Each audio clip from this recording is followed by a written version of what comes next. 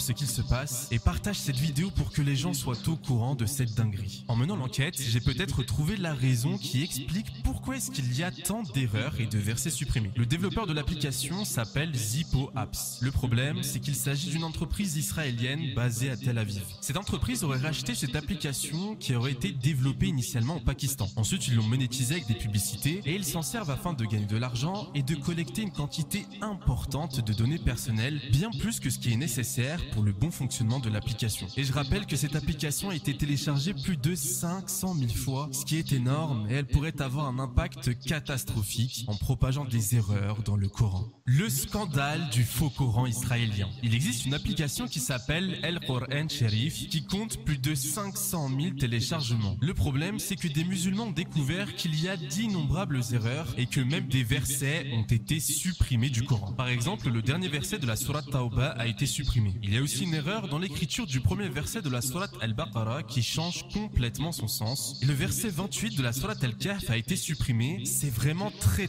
grave ce qu'il se passe et partage cette vidéo pour que les gens soient au courant de cette dinguerie. En menant l'enquête, j'ai peut-être trouvé la raison qui explique pourquoi est-ce qu'il y a tant d'erreurs et de versets supprimés. Le développeur de l'application s'appelle Zippo Apps. Le problème, c'est qu'il s'agit d'une entreprise israélienne basée à Tel Aviv. Cette entreprise aurait racheté cette application qui aurait été développée initialement au Pakistan. Ensuite, ils l'ont monétisée avec des publicités et ils s'en servent afin de gagner de l'argent et de collecter une quantité importante de données personnelles, bien plus que ce qui est nécessaire pour le bon fonctionnement de l'application. Et je rappelle que cette application a été téléchargée plus de 500 000 fois, ce qui est énorme, et elle pourrait avoir un impact catastrophique en propageant des erreurs dans le Coran. Le scandale du faux Coran.